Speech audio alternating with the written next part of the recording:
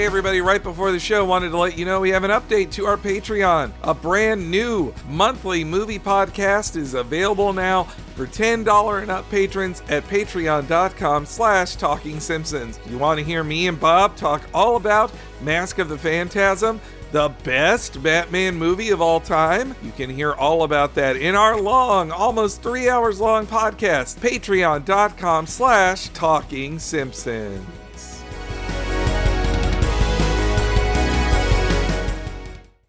I heartily endorse this event or product.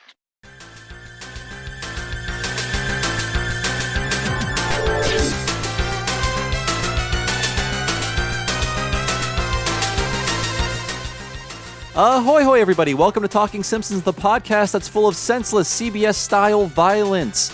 I'm your host, chalk-faced goon Bob Mackey, and this is our chronological exploration of The Simpsons. Who is here with me today? Henry Gilbert, and I think we can do without the crack pipe.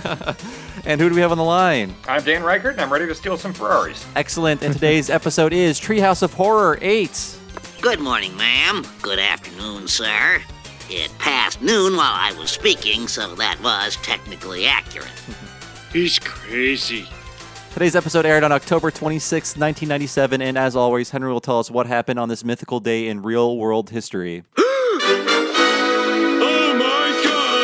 Happy Halloween, Bobby! The U.S. Mint releases a heavily redesigned $50 bill. The Deftones Around the Fur arrives in record stores, and the voice acting legend Don Messick passes away at 71. The voice of Scooby-Doo himself. Scooby-Doo, Muttley, Bam Bam, Boo Boo, Papa Smurf, Hampton and a J. million Pig, others. too. Oh yeah, and he died as Tiny Toons was still airing. Oh no, Tiny Toons was way. It was dead. It was Animaniacs time for all of us in America. But on the $50 bill, the redesigned one, is that the one with all the presidents and Jimmy Carter's passed out on the couch?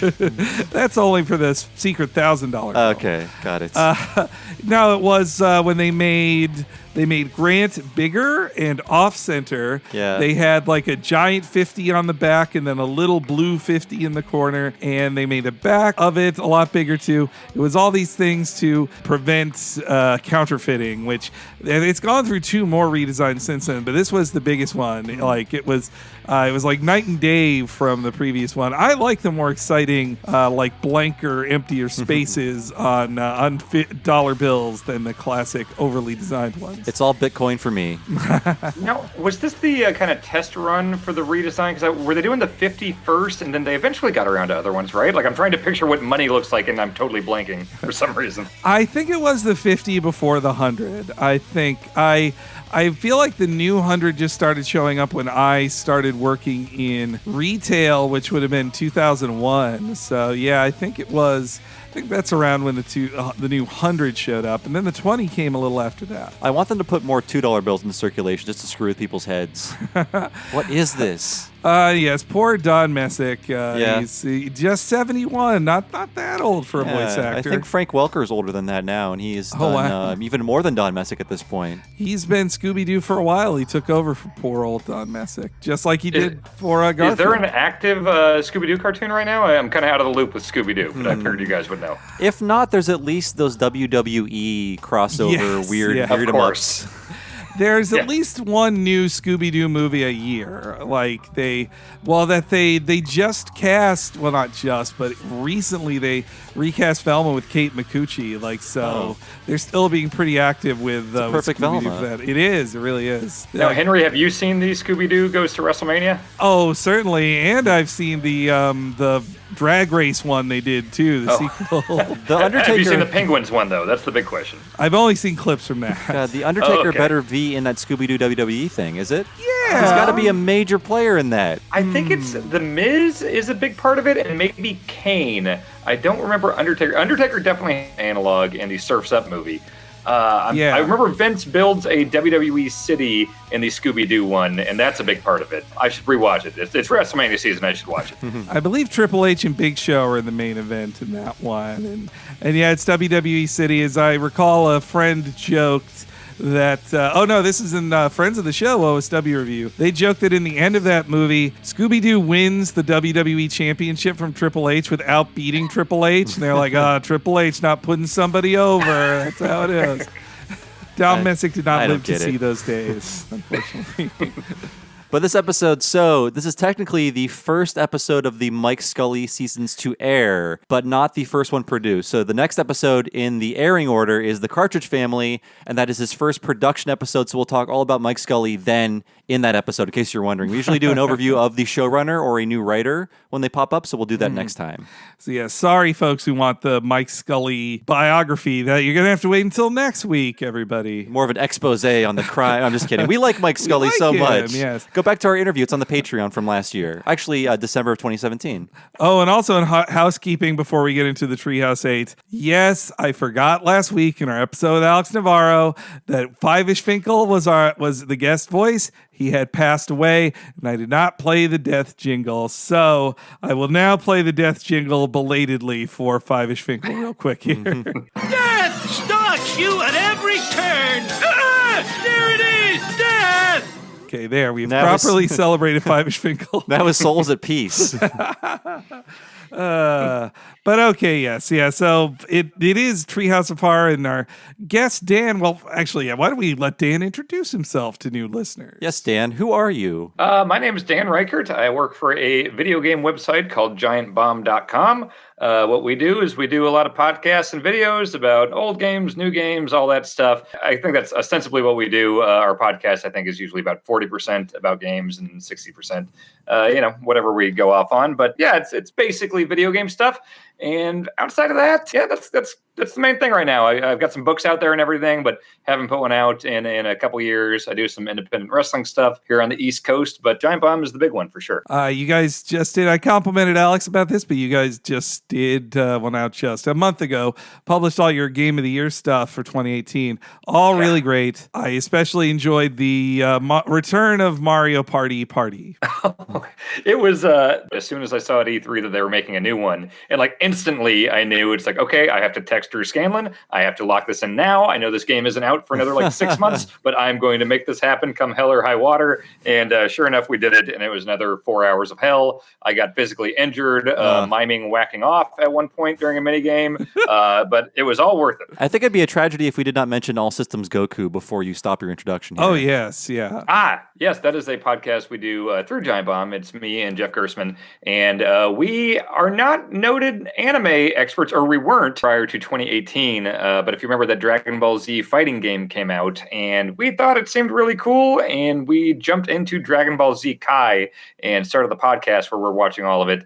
We're actually at the Majin Buu saga right now. It feels like it's been going on for 40 episodes, but we are still pushing through. We are absolutely going to finish Dragon Ball Z, and then we will see what we discuss from there. But if you look up All Systems Goku on all the major podcast apps, you should be able to find us. It's a whole lot of fun. You are deep into Boo Town, and it's the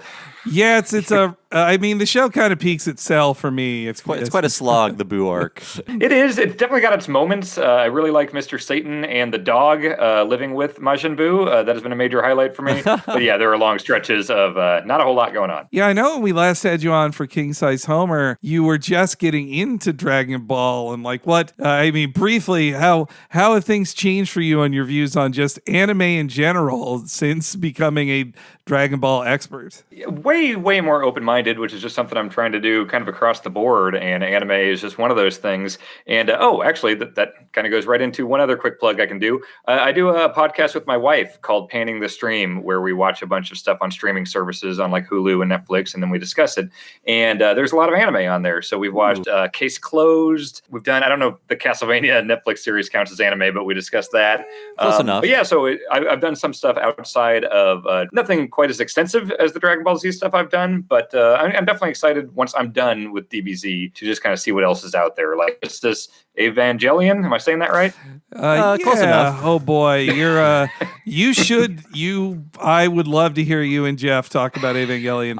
Again, that thing hitting Netflix is going to cause so many think pieces to explode. Oh yeah, There's too many think pieces. I think we have decided we are going to do that for Panning the Stream. So we will be. I don't know what I'm stepping into. I know there are robots or mechs involved. I don't really know anything beyond that. I heard it gets real weird by the end, and that is the extent of my knowledge of that show. That's the best way to get into Ava, just knowing nothing, going in with no advanced knowledge.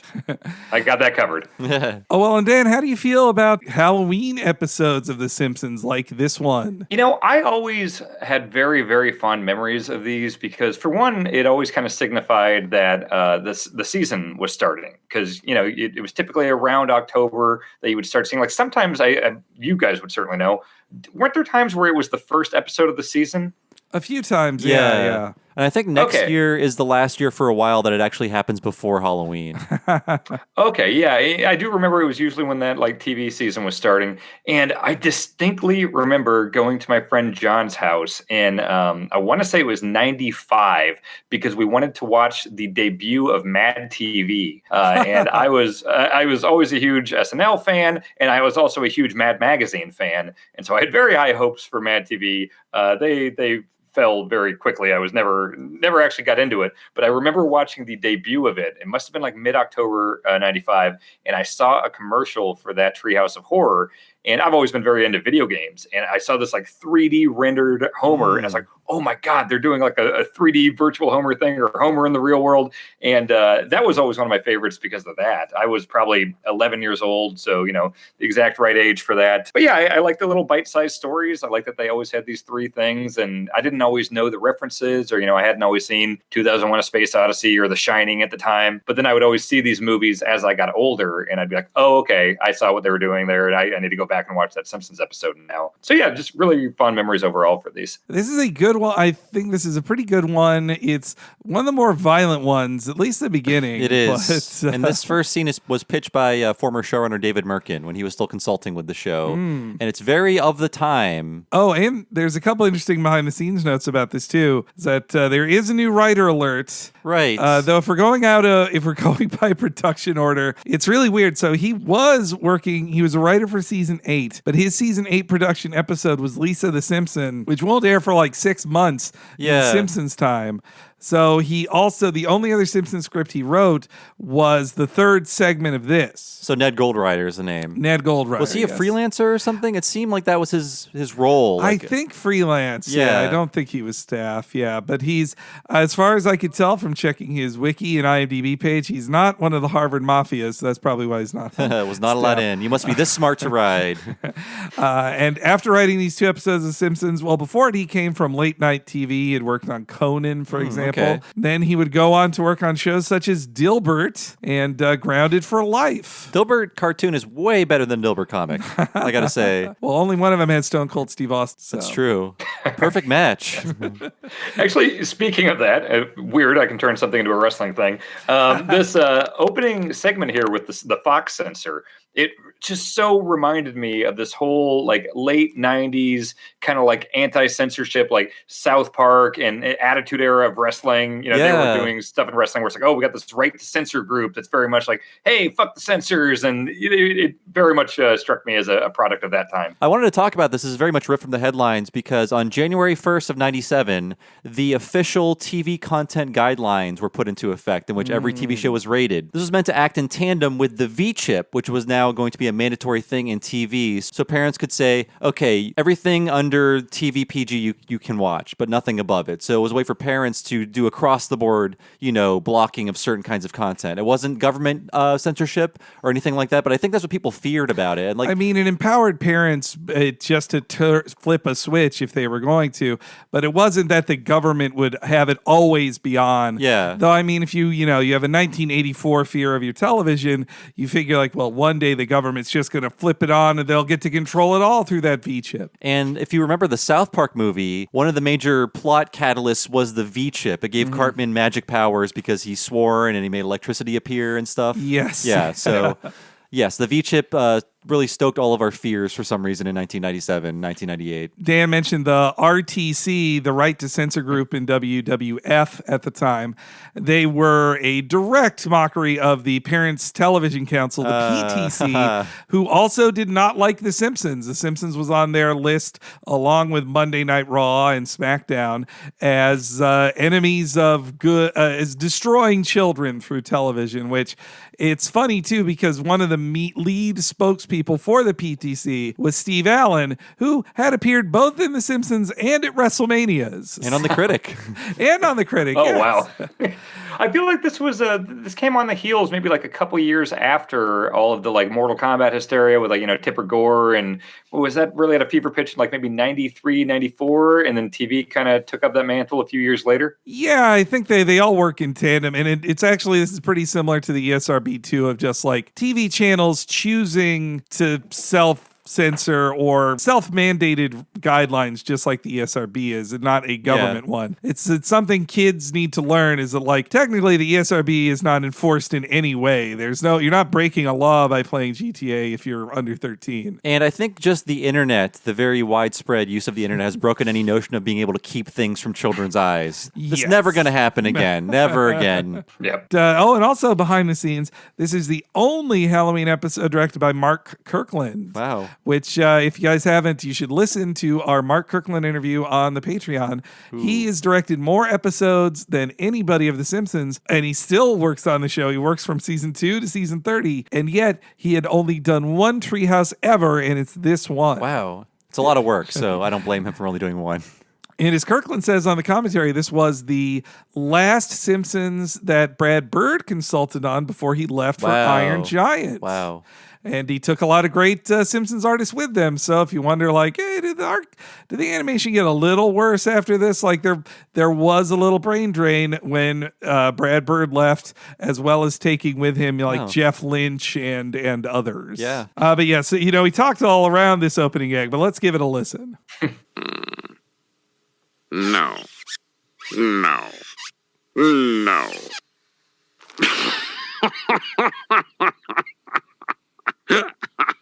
No. I think we can do without the crack pipe. Oh, hi! As the Fox censor, it's my job to protect you from reality. And thanks to my prudent editing, tonight's special Halloween show has been rated TVG. This means there will be no raunchy NBC-style sex or senseless CBS-style violence. So sit back and enjoy a night of worry-free... What the fudge? Oh, for Pete's sake! Jiminy Christmas! Ah! Darn it! So the real censors had a lot to say about that scene. Yeah, I Less can't blood. imagine. He doesn't bleed until the very end. I remembered it as bloodier. Yeah, me too. It's like a pirate sword that he gets stabbed with, too. A real cutlass. Yes, yeah, that's another rule. I wonder if it falls under the repeatable axe thing, because they had apparently a dagger beforehand, so I think they're like, oh, a kid can imitate that with a knife around the house. And so if you have like this ridiculous looking cutlass that I guess nobody would own, then they're like, well, a kid can't pretend to do that, he doesn't own that sword. And David Merkin is very much about attacking institutions through The Simpsons. Yes. And it's a very Merkin-y joke where the guy laughs a lot at a joke and he goes, no. That voice is definitely like operating at a 90% Kent Brockman level. Yeah. We were talking before the show. I think Harry Shearer is doing a little bit of Lorne Michaels. I think you're right. He worked on SNL, and he was probably told no a lot. No. I mean, Harry Shearer in interviews has a lot of targets, but he is especially not a fan of Lorne Michaels. He thinks he's a bit overblown, I think. He feels. Was he on SNL? For some reason, when I think of Harry Shearer's tenure on SNL, in my head, it was always during those like 5 years that Lorne was gone in the late 80s. Did he overlap with Lorne a bit? I think he was the last year or two, because he talks about how he was kind of kept to the side. He's like, well, he's the movie, he makes the short films, he's not working with you guys. And he said, like, this was from his WTF interview, if folks want to look it up. He talks about how he didn't really pal around with the original Not Ready for Primetime players, because he felt that Lorne purposely separated him from them so that Lorne could keep his control over them. That's I believe how Shearer felt. SNL is a weird cult that happens to make a TV show every week. The TV show is secondary to it. I get why guys like Dave Merkin hate network censors, because they do just see them as like, they tell them they can't do a joke, and you're a professional joke teller. You don't want to be told that you can't tell a joke. That is frustrating. I get that. Wasn't Oakley telling us that a lot of the censorship is because people might want to advertise and you don't want to make jokes about certain things? Oh, so yeah. Censors step in for that stuff more often than for content reasons. I was always a big fan of how open they would be about Fox, though, on The Simpsons, because it seemed like it was just open season on the Fox network. Yeah, they never really seem to pull their punches with Fox, and Fox kind of got into it. They will, later in the Scully years, the Mike Scully years, will have Rupert Murdoch playing himself and calling himself a billionaire tyrant. I mean, they made Fox. They have special permission to make fun of Fox. That's true. Yeah. But also, I think, the censors, too, is how Bill talked about how with the gay episode, Homer's Phobia, that because they don't take network notes, one of the few ways that Fox can get control over The Simpsons and their content is through censors. Yes, that's right. So that's I think, too, another way the network censors can be extra frustrating for creative people in Simpsons, because that's the way they're exercising their control over the Simpsons as best they can. And after a quick little opening gag with the family getting electrocuted, it's a cute gag. Then we get... one thing I always notice in these couch gags for the Halloween shows, they always have to find a way to kill Maggie. Oh, yes. It's kind of weird if you think about it. Every time you watch one of these, they kill a baby in the opening. Well, that's a good point. They got to find a new way to get... The censor didn't stop that. Yeah, it's like we've seen her hanging, we've seen her as a skeleton. When and the TV rating joke is also funny, because if you don't see this when you're watching on the DVDs, but when they aired on TV, there was the TV rating right there. And even though it says it goes up to 666, this is rated TV PG. Not a TV 14. And again, not to bring this back to wrestling one more time, no. but no, this is a big thing in WWE right now. Is it like I think a big way parental guide ratings affect the content you see on TV is that, like, by being classified as your rating, that you then get certain ads or certain ad deals. Like the big controversial thing with WWE has been for the last decade, they've been TV PG, and that means they can't do certain things they used to do that everybody loved when women got cut open and beat up. But they do it because they want to work with Mattel or Coca-Cola or all these brands that won't work with something that's above TV PG. Okay. I'm more a fan of video game ratings because I love comic mischief. I want to know if it's in the game I'm playing. What about use of tobacco? That's my favorite. I like alcohol reference. Oh, yes. Classic. Just one. But so we get into the first of the segments here. I think I agree with Bob. It's the strongest of the episode. And it's written by Mike Scully, the showrunner. Mike Scully has more written by credits in his seasons than most showrunners have. This one comes from him being a kid and loving the 70s classic B movie, The Omega Man, starring Charlton Heston, which was one of many adaptations of I Am Legend. Have we seen this before? Have I seen the movie? Yeah, The Omega Man. Yeah, it's all right. It's great. I watched it about 10 years ago for the first time, and I had no idea it was actually kind of about civil rights. Oh. It's about like an interracial relationship and, breaking the status quo. There's all this 60s stuff wrapped into this 1971 movie, but it's great. I've never seen the Will Smith I Am Legend. I heard it's not that great. There's two different cuts of it, and one cut's definitely better than the other. It's good. I mean, Will Smith can hold a movie. He's interesting enough that you're like, I care about this guy and I like watching him. But the first one was called Last Man on Earth, and that's, I think, with Vincent Price. Yeah, that's right. So I'm going to show my ignorance here. It was I Am Legend, like a really old book that spawned a lot of adaptations? It's more of a novella. So Richard Matheson was a great sci-fi horror writer of the time. He wrote a lot of TV, too, like The Twilight Zone. Mm-hmm. And I Am Legend is one of his novellas. It's usually in a compilation with other things he wrote if you want to buy it. But it's a short read. It's like 100 pages, I think, maybe a little more. But it's one of the first early zombie stories. And actually, I believe Night of the Living Dead is loosely inspired or based on it, or just ripped it off. I think that's what Roger Corman even said. It was like one of the seminal modern zombie stories. definitely worth checking out. Just about every zombie story you see in America is somehow influenced by its times, and that's definitely Omega Man there. I mean, part of it is showing, Moses himself kissing a black woman was more shocking to America in the early 70s than it was for him to like shoot people in the face in the movie. And I mean, despite how the end of his life was, Charlton Heston was a huge civil rights advocate when it was not super popular to be that in a white person in Hollywood. So it's props to him for that. And if you like Charlton Heston holding a bunch of guns, you get that in the movie too. You get it from all angles. Peak of his future. And it was one of Scully's favorite films too. I mean, it's also fun and just like it has a real campness to it too, especially with how all the mutants are played too in their cloaks, all their designs, their cloaky designs, as Homer calls them. Cloaky. They're all copied over from this too. So the episode though begins with the unbelievable idea that a politician wouldn't apologize for being racist. And that's how an heroic hippo became a deputy. Stupid hippo. This just in, tensions continue to mount between Springfield and France over Mayor Quimby's now famous frog's legs joke. The French president has threatened swift and massive retaliation if he doesn't receive an immediate apology. Stupid frog. We now go live to City Hall for Mayor Quimby's response. I stand by my ethnic slur. Do your worst, you filthy, pretentious savages. Filthy, pretentious savages.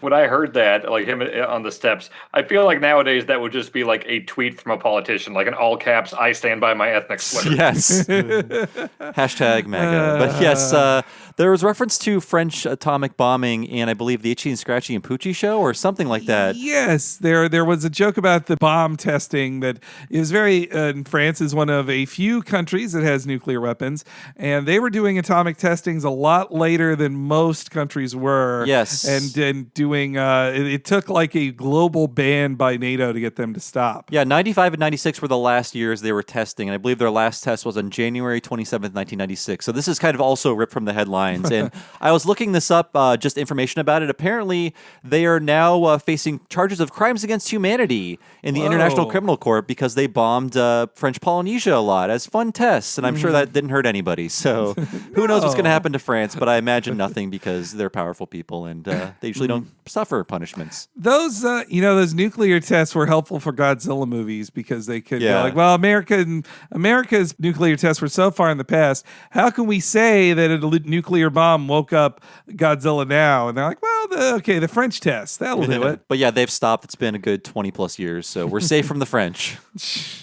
Well, I mean, just because they're not testing it doesn't mean they still don't have them. But I looked up the frogs thing. I mean, it's mostly just related to frog legs. It's like it started with English people making fun of the French for eating frog legs because that was disgusting to them. That was I was confused by that because like I didn't know what the origin of that was, and then in the animation they drew all of the French people with like these giant things underneath their chins, and I was like, "What is that a thing?" I've never heard that comparison, but I guess it's just the legs thing, right? Yeah. I mean, it all grew from there, and Americans call them frogs without even knowing the ethnic slur. I didn't really hear about it until the sort of anti-French blowback from the beginning of the first, the most recent war in the Middle East, right? That's when it happened. The sort of like anti-French. Was that like after 9/11? Freedom Prize stuff. Yeah, that was after 9/11. The whole couldn't remember Prize, all that crap. Yeah. Well, they foolishly didn't want to go to the very successful Iraq invasion we had planned, and what a bunch of dicks they were. But I think this kind of the Simpsons regretted not this joke, but the cheese-eating surrender monkeys joke. They didn't like that got reused by angry political, right-leaning political folks against France because they're like, in that case, and in this case, the joke is about people being racist to France and that being bad, not that it's good to be mean to French people. They kind of ignored the context of who was saying it. But so as this bomb is coming to town, Homer's taking a look at some possible bomb shelters. Now this baby is called the Withstandinator. It can take a 6 megaton blast, no more, no less. Woo! Blankets, radio, a Gary Larson calendar. I don't get it. I don't get it. I don't get it. I don't get it. I don't get it. people. We will show the stupid Americans who looks like the frog, eh? Really? M.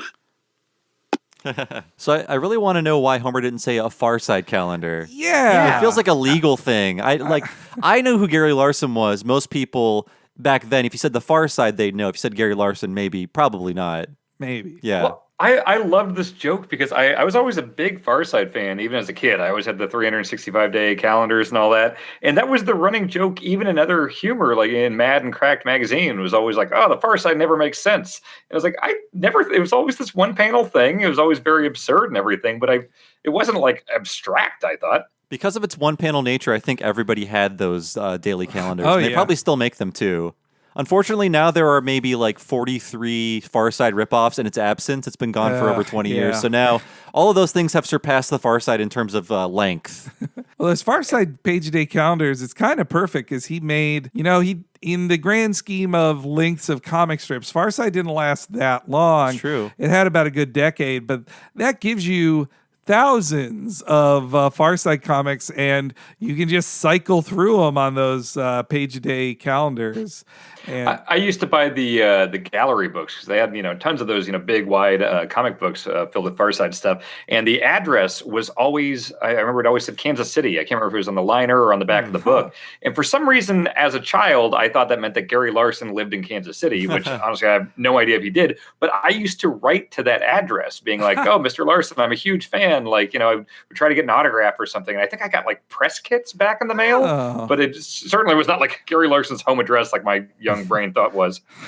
So the comic ran from January 1st, 1980 to January 1st, 1995. So this is more than 2 years after it ended. wow, Yeah. okay. I mean, it lasts forever. Those Far Side jokes were great. I was as a dorky kid, I loved me some Far Side.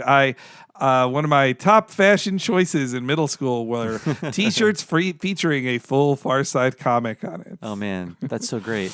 I've seen in play a lot on the internet an old Far Side joke from like 1990, an old Far Side comic in which parents are looking at their gamer son, and thinking about his future. And in their thought bubble is a want ad for gamers, like, need somebody to rescue the princess, things like that. But that came true. Now people get paid for playing video games on streams and stuff. So take that, Gary. Dad sent me. Yeah, I think my dad sent me that thing as a joke, like a picture. I was like, oh, well, I guess they hadn't met you because I found a way to make that happen. My mom's favorite Far Side joke was because she had this one like she clipped it out of the newspaper, and then when she could like I think she had a poster of it too, but it was the cat FUD one. It's called Cat Fud, but cat food, and it's the dog trying to trick the cat into going into the dryer, I believe, and the dog's going like, "Come on, come on." Oh yeah, I can see that in my head. Actually, all of my cool teachers in school would often put a Far Side comic on the test. And very often it was the School for the Gifted, where the kid is pushing on the pool door. Oh yeah, classic. Yeah. Man, there is.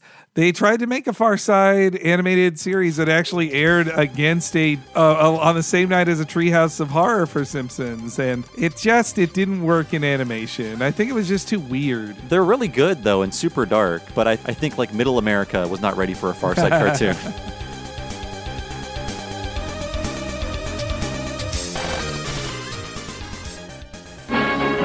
The Simpsons will be right back.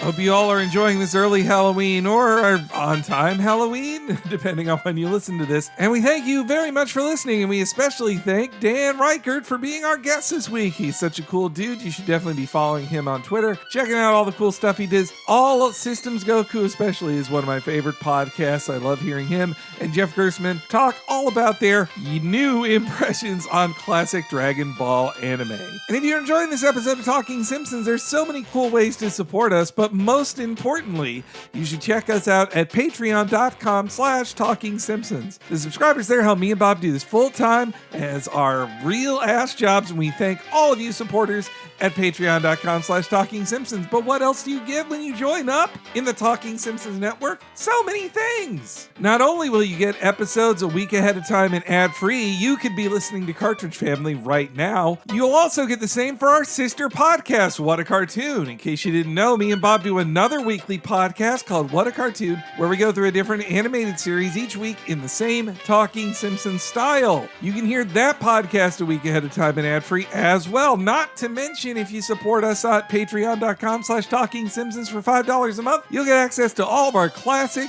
Simpsons interviews with many people who had worked on the show.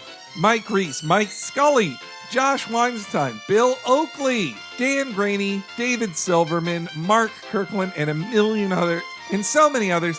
You can hear their real life stories of working on The Simpsons from the very beginning. These are all super experts and give tons of new insight into this classic series. Lastly, at patreon.com/Talking Simpsons, if you sign up at the $10 plus level, you'll get access to a ton of video content me and Bob did, including me and him doing video commentary over the deleted scenes for Simpsons seasons 5, 6, 7, and 8. But you also get our current monthly What a Cartoon Movie podcast, where me and Bob go through a different animated film that includes films like Batman Mask of the Phantasm, Kiki's Delivery Service, Akira, and in February, A Goofy Movie. It's an eclectic mix of films, and me and Bob go deep, deep, deep into the creation of those movies. And you can only hear that if you're at the $10 plus level on patreon.com/Talking Simpsons.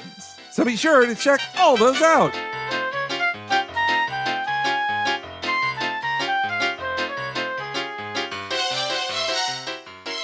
Also, this week's podcast is brought to you by the Talking Simpsons t-shirts. In case you didn't know, this podcast has their own official t-shirts, both designed by previous guest, friend of the show, and amazing artist Nina Matsumoto. You can get a beautiful sky blue shirt that has a logo for Talking Simpsons in the style of Ion Springfield, or you can get our Halloween-themed t-shirt based on our beloved death jingle that features a cute little Grim Reaper on it in black. Check all of those out at tiny.cc/talking shirts, or just visit our shirt page at shirtsicle.com. It's like popsicle, but with shirt replacing the word pop. Easiest to go to tiny.cc/talking shirt to check out both of them. They're $19.99. They ship somewhat internationally, and they're really good. I have one of each, and they fit great. So please check them out, tiny.cc/talking shirt.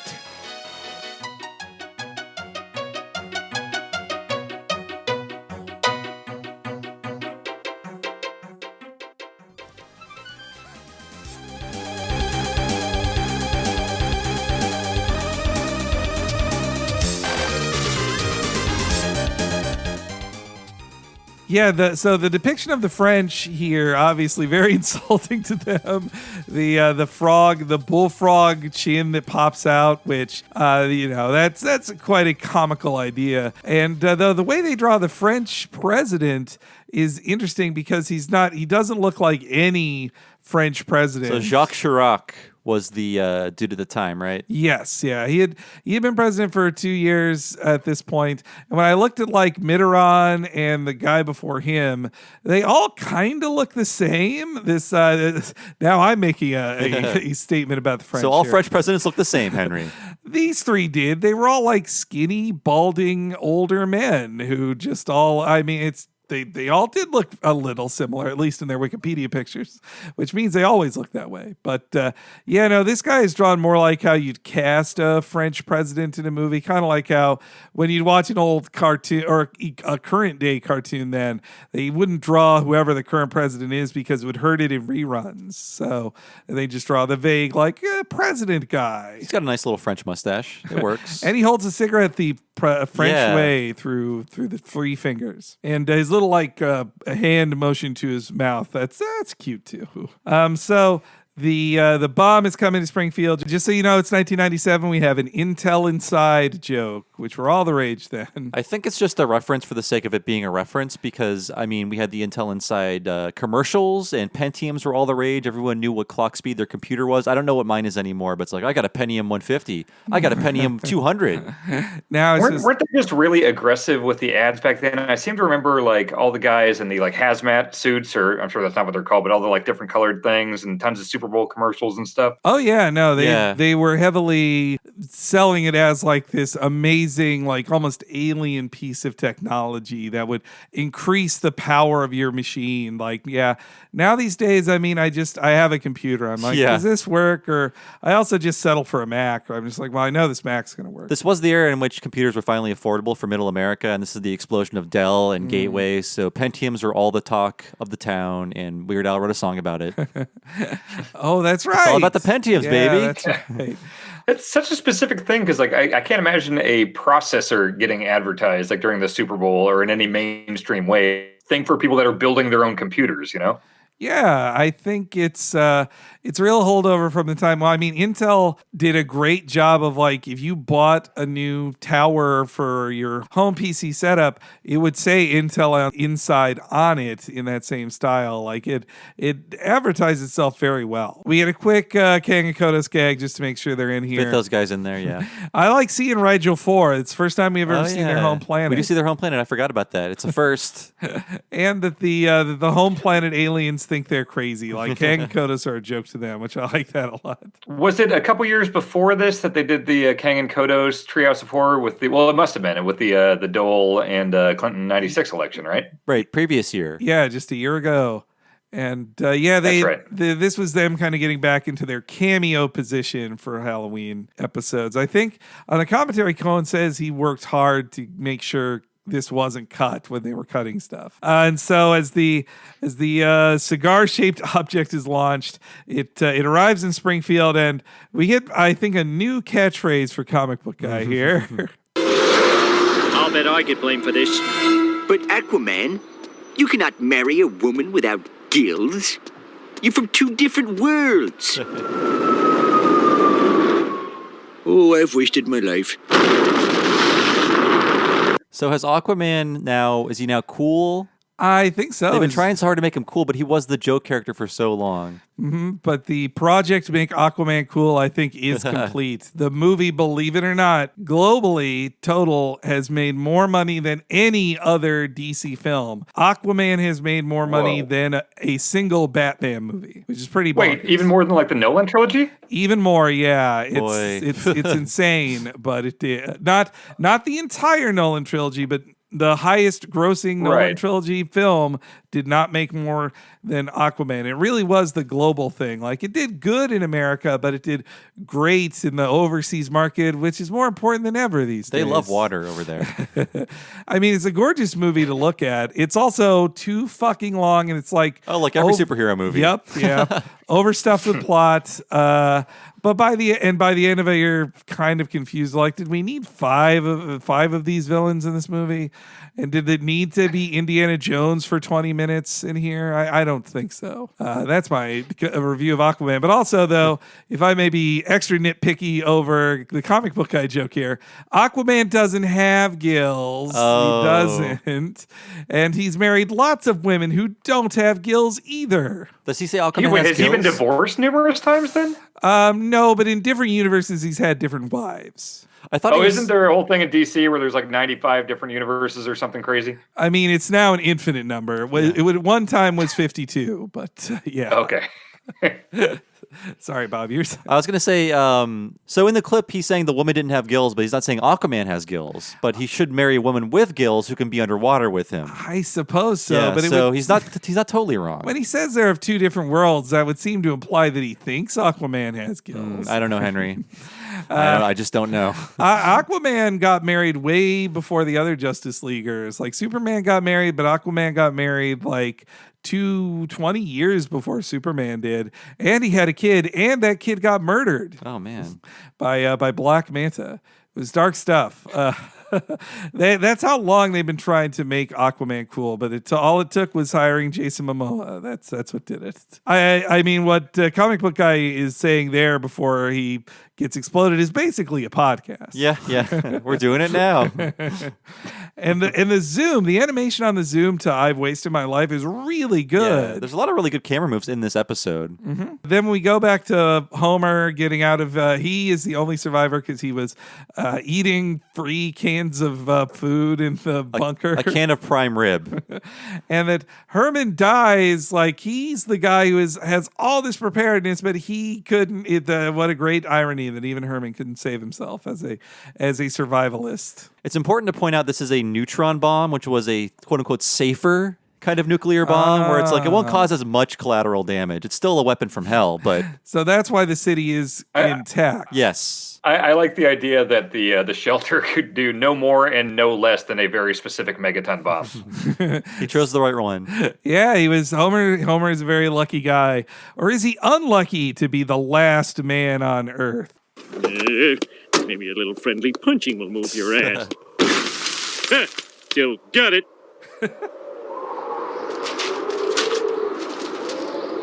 Jeez, what's with all that dust?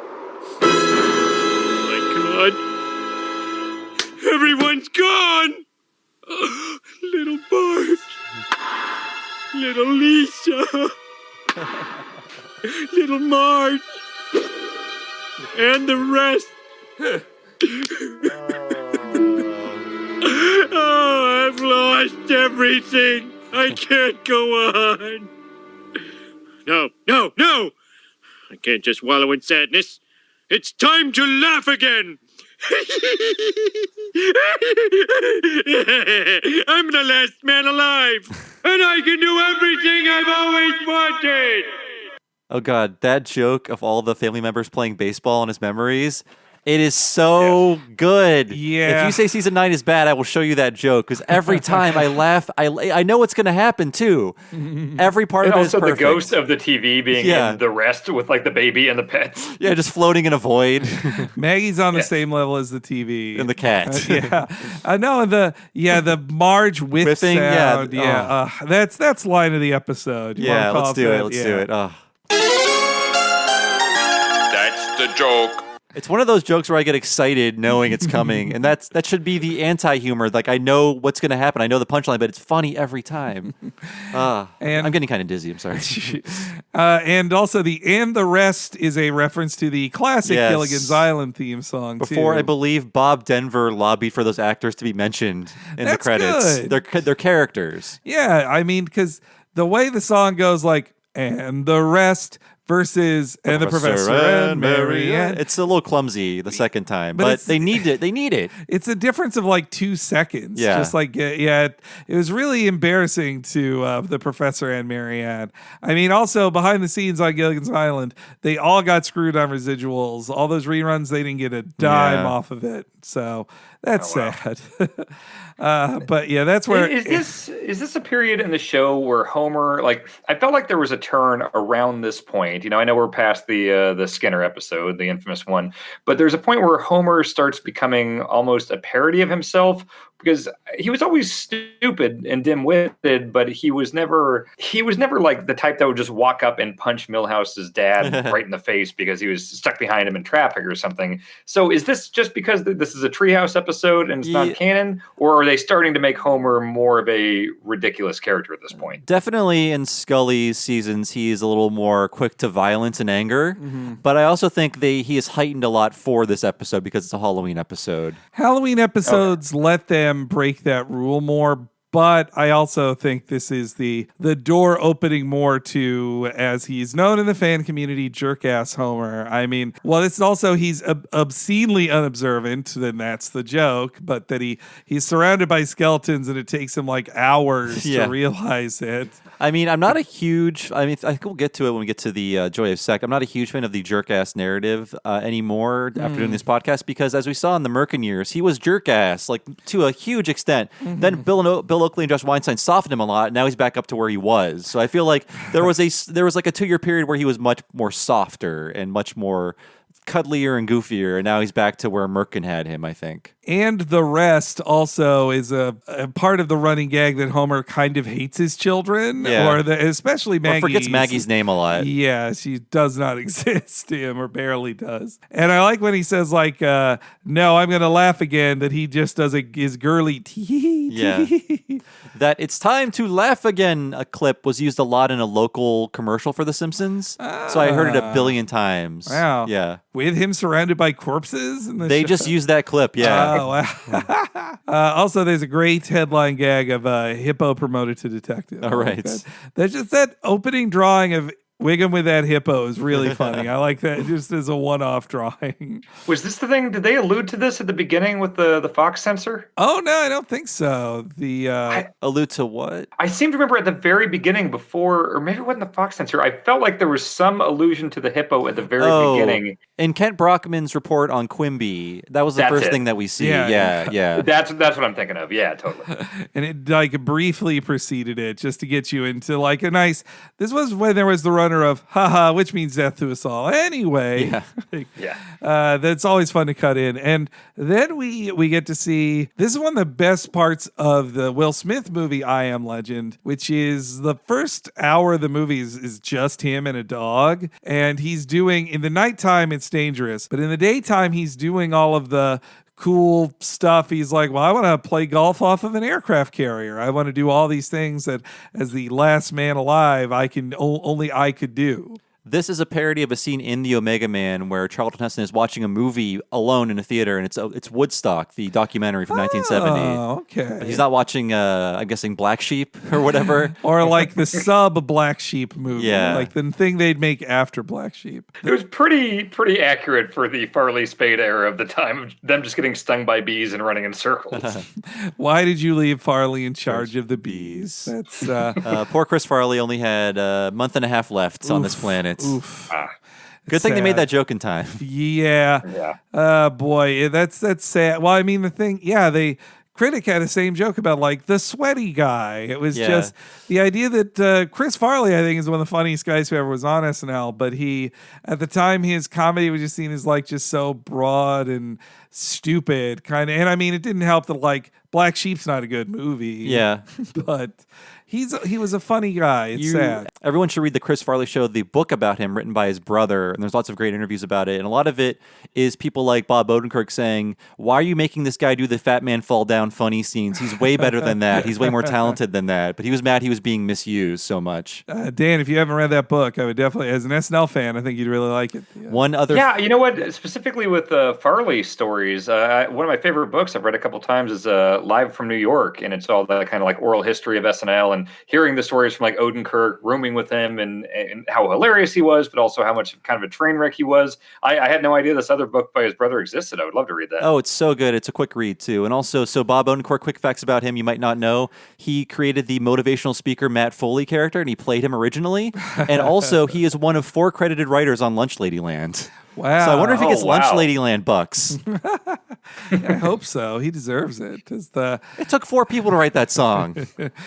And yeah, I do feel bad for Farley that the way they drew Farley in this is like he's so huge. Yeah. Like, though, I mean, that is kind of what he was looking like at the end. Well, at the time, I remember Dirty Work probably came out right around this time, and he is very big and very sweaty and does not seem healthy in that movie. No, he is not. Yeah, well, I mean, like his final SNL appearance, he looks so bad, and it's just sad. And they're making jokes about like, well, he really cleaned up, huh? It's like once you read that book, you'll know they should not have let him on TV. He was on drugs, he was messed up, he was drunk. He should have been taken somewhere and not put in front of a camera. Isn't the cold open? Isn't it Tim Meadows trying to explain to Lauren that like, oh no, it's gonna be fine, man, it's fine? I think so. I think so. But R.I.P. Chris Farley, we love you. Yes. So then we get Homer's nude church dance after that, which that was another censor note. He couldn't dance on the altar. But apparently it's not too profane if he dances in the aisles. To war, what is it good for? I just love he's marching in place nude. Yeah. That's not much of a dance, Homer. And this is, though, when he is confronted by the freaks, as they choose to be called. Good God, yo! What is it good for? Absolutely again. Nothing. Say it again. Okay. Hey, what happened to the tunes? Hey, what the hell's going on? Where'd you get those cloaks? Silence! You're talking too loud. Not everyone died in the blast, Homer. Some of us were merely horribly mutated. You're mutants? We don't like the word mutants, Homer. We prefer freaks or monsters. We're creating a new perfect society in which the mistakes of the past will be eliminated. You know, you must die.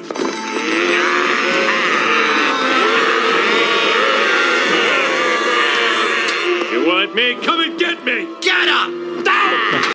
They chose a fun group to be the mutants, I have to say. They chose all the right characters. Yeah, all I mean, seeing Ned, Skinner, Mo. Monty Burns, Yeah. Mo, yeah, all of them hanging out. Hibbert. Yeah, Hibbert too. It's great. The mutants are a fun collective, freaks. They're a fun collective of guys. And just Homer's, I do love the line, "Where'd you get those cloaks?" Such a funny line. I overlooked that line. That is very funny. Also, it feels like a Dan Castellaneta ad lib or just improv when he's singing along to War. He says, "Say it again." Okay. Like he says, okay, Yeah. like he's like, "You told me to say it again. I'm about to say it It again." sounds like an ad lib. And also, silence! You're talking too loud. Reminds me of the robot elders from Futurama. Yeah. Anyone in a cloak screaming silence. They're very similar, yeah. And, Silence. And when Homer runs away from them too, him getting him knocking around all these corpses, but then he sees the coffin. He's like, the coffin. And God damn it, he does so murder funny. Johnny and Edgar Winter, who apparently survived the blast. Yeah, they were outside of town and then came to town. I guess to do the so. show. But yes, they What does do. he call them, like chalk-faced goons. Yeah. Yes, yeah. But in case you don't know, they are. I don't know if you call it suffering albinism, but they are albinos. Is that that's the their way word to say it? Yes, Let me know if that's yeah. wrong. But yeah, the Winter Brothers in the Edgar Winter group, they are a really awesome band. Like, they had some really great songs in the 70s. I mean, to let you know this is Scully time, it's time for jokes about 70s bands. Yeah. Like, he loves 70s rock quite a lot. I mean, only Mike Scully would have NRBQ be guests So on many The Simpsons. appearances, and I still don't know who they are, outside of Mike Scully liking them a lot. I mean, they're taking care of business. That's all you need. That's all they do. But the Edgar Winters group is really, I mean, Free Ride, I think, is their biggest hit. Come on and take a free They ride. do Frankenstein too. That's their greatest That song. Otto sings, or at least sings the riffs to. Yeah, do.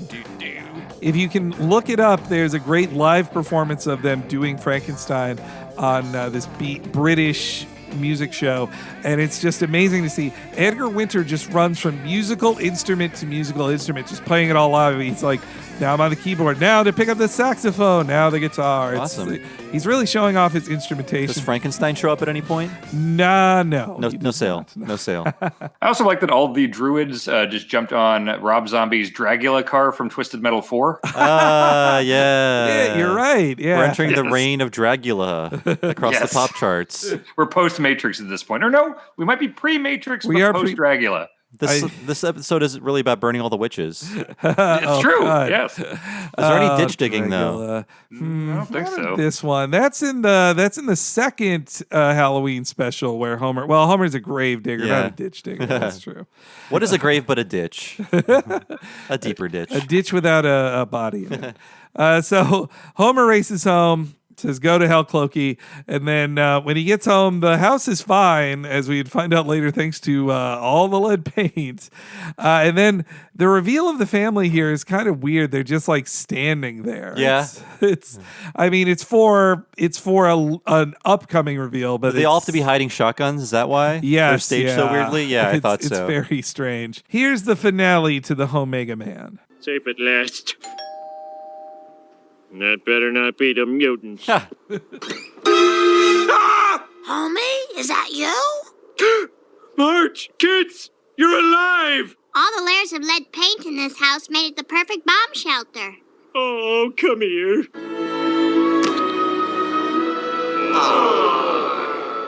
Kinda brings a tear to your eye socket.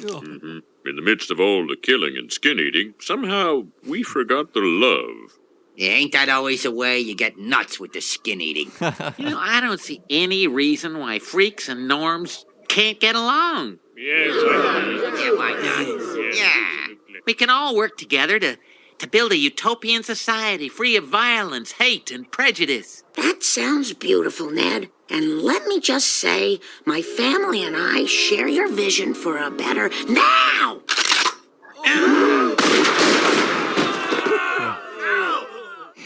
Friends with mutants, right. Now that's the Marge I married. So, who wants to steal some Ferraris?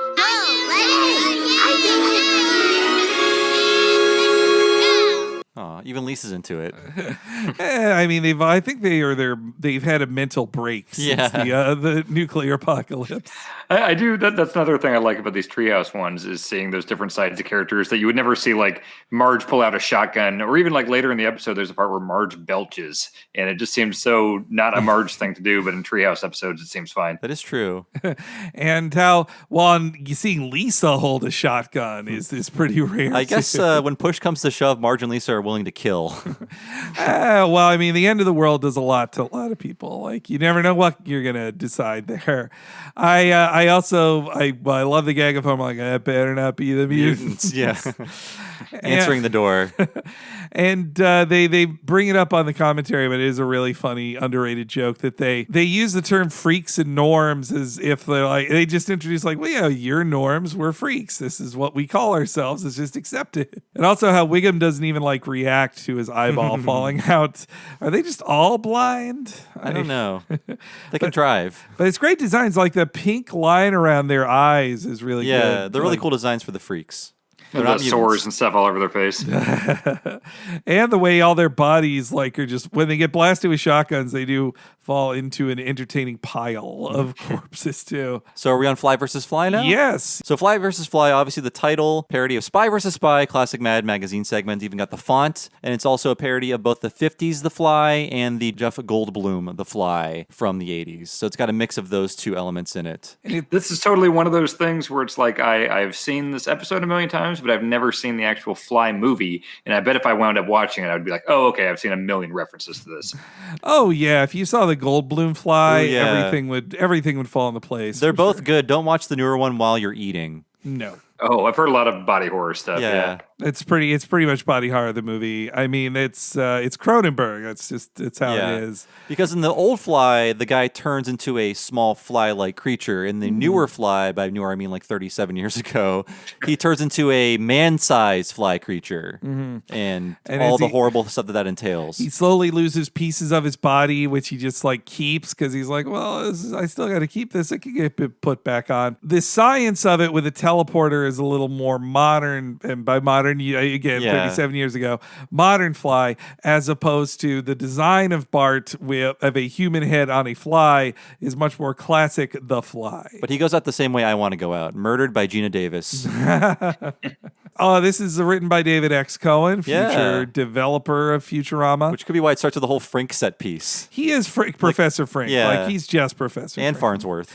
Yeah, they're the same guy. I mean, when he says the opening line I played at the start here of like good morning, good afternoon. Yeah, and that's a Futurama joke. It is the nerdiest fucking joke that I definitely made as a kid of like, well, technically, I am correct. He's being like swindled at this mad scientist garage sale too.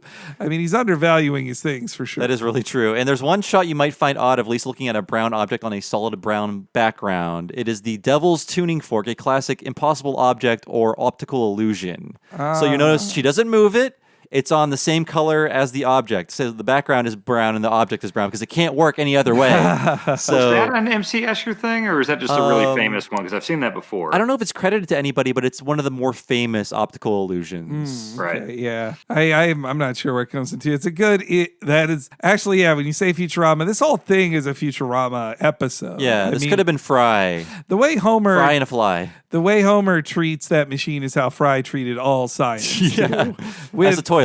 And with a real disregard for his life and well-being as Homer has here. But yes, Homer is as stupid as he seems sometimes. He's actually a pretty good negotiator. I take it from that little impressed noise that you are interested in purchasing that matter transporter, sir. $2, and it only transports matter. I'll give you 35 cents. Sold, but I must warn you, this device carries a frighteningly high risk of catastrophic... I said I'll take it. Great acting on Dan with his bad haggling. It only transports matter. And impressed noise, I feel like that had to be the stage direction. Yeah, I think so. The lesser known equivalent of annoyed grunt, which, as we all know, is dough. That's what annoyed grunt is. That's like the Doki Doki Panic trivia of The Simpsons. And so Homer installs the teleporter in the house. It's funny, he thinks it makes everything easier when, if you deconstruct it more, the ability, him having to move those teleporters around is must be very hard. For like a permanent installation, I think it would be worth it, but it seems like he is moving it to like fulfill like 6 different tasks, so that would make it a huge pain in the ass. Which, why not? It would seem harder to lug that up the stairs than walk up the stairs. But Homer enjoying his teleporter is a real funny series of jokes. This mountain of stairs used to make bedtime a grueling chore, but not anymore, baby.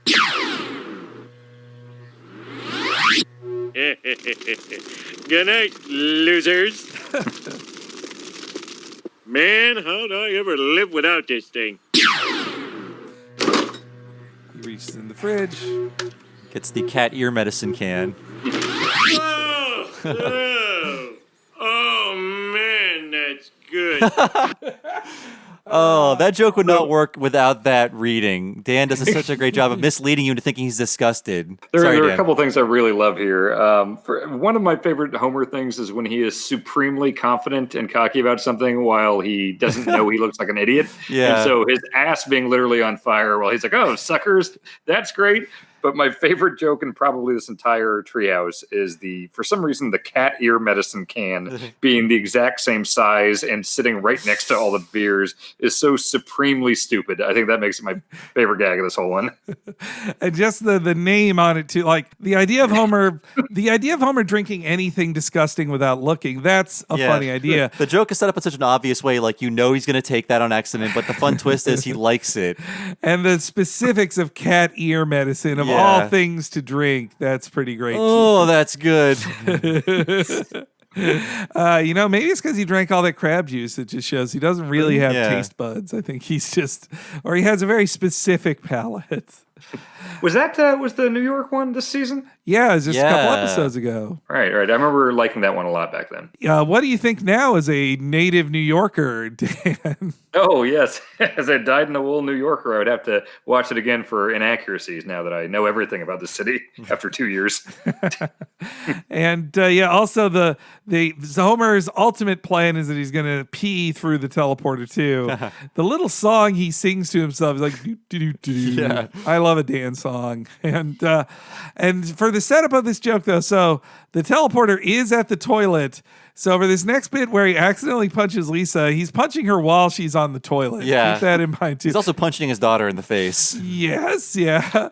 And I like how she says, someone punched me in the face when it clearly must have been a giant adult man, like hairy hand hitting her. It's clearly him. And that Homer's the only person who would use it too. And had Marge not stopped him, when he peed, would he have peed on Lisa when she was on the toilet? I don't want to know about this. What's even happening on this podcast? I'm just saying this adds more dimensions to this. But as Homer makes the joke more vulgar, you're right. I'm sorry. As Homer cavalierly is using his teleporter, he lets Bart know it's not for everybody. Hey, Dad, can I use a transporter sometime? Please, I swear I'll be careful. Sorry, but this is a highly sophisticated doowacky. If you don't use it responsibly, kablamo! Wow, someone just punched me in the face. It's your mother. I love the word kablamo, and I like how he references this later, our little kablamo talk. God, the sound on that punch in the face, I'm like, ow, that sounds like a pretty bad punch to an 8-year-old girl. And a very indignant Lisa, somebody just punched me in the face. There's so many great lines in this one, but Bart doesn't listen. He decides to work on some stuff. First, he thinks he's going to teleport the cat to a bank and then accidentally combines the cat and the dog. So we get a cat dog a year before the actual cat dog. Wow, I figured it was first. Wow, damn.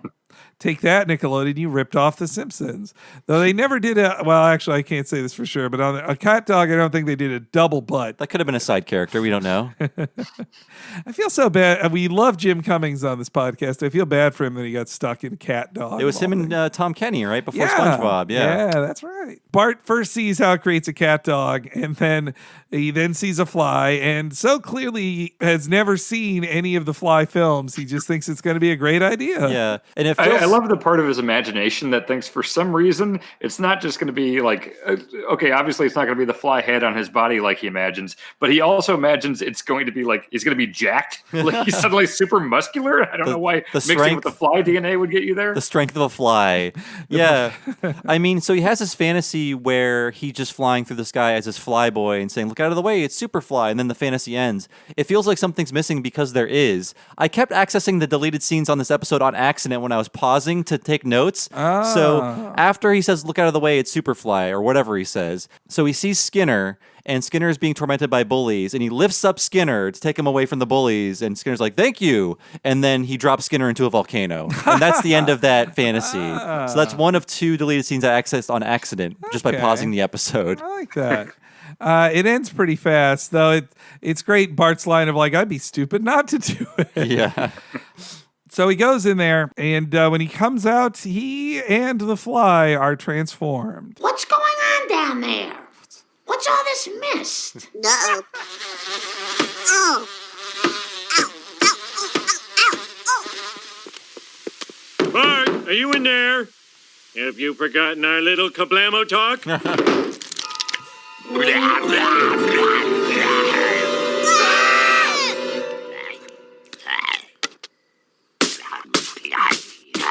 Mom, stop! According to this, it says Bart mixed up his DNA with the flies. I think that's Bart. I think she's right. Pants are a dead giveaway. Well, he may be a horrible freak, but he's still my son. I'm sure we'll grow to accept him in time.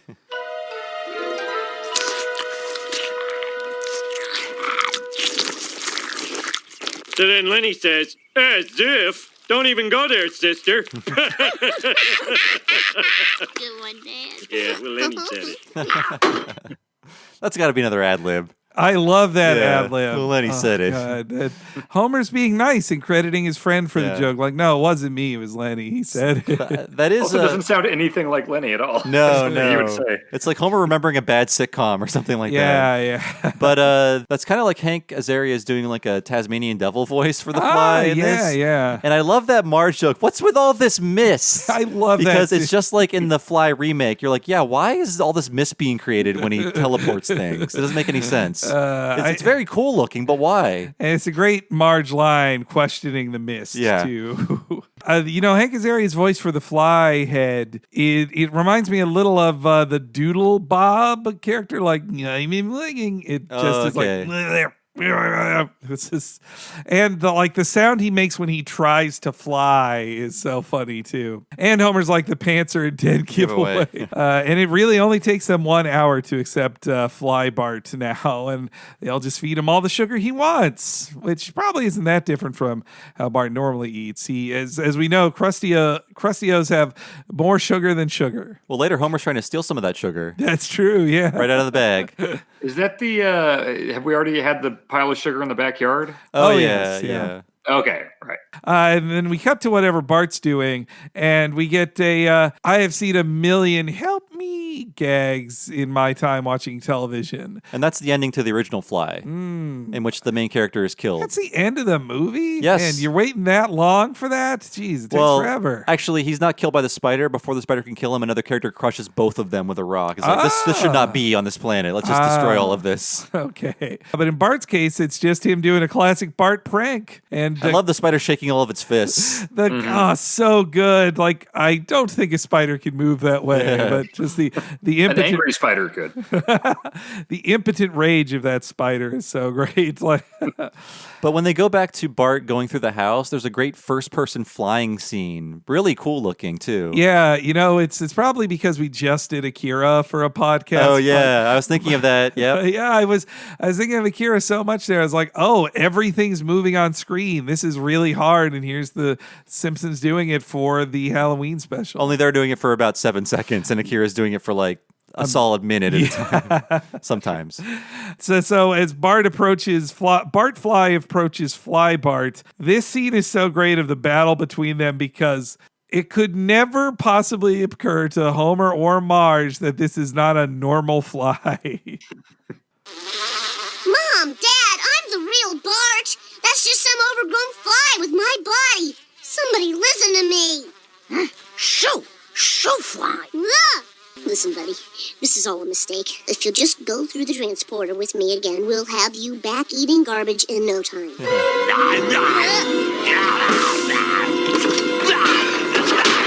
Get him, boy! Smash that fly! Mush him up good! Nice work, son. Mwah. Oh, the trail of spit as he kisses his fly head. They linger on it, too. And mush him up good is a great line, Mush him up too. good. They're just so proud of him. Like, they should also think it's weird that a fly-headed Bart wants to squish a fly. Like, that alone is odd to see.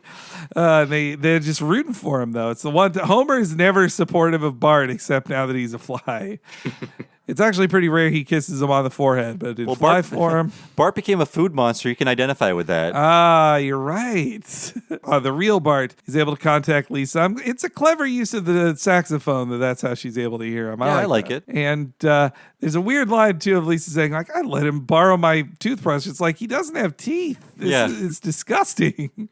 What's he using this for? It's time. They really speed fast to the finale here of Lisa battling the fly. Nobody likes a tattletale, honey. They're like this every rainy day. Get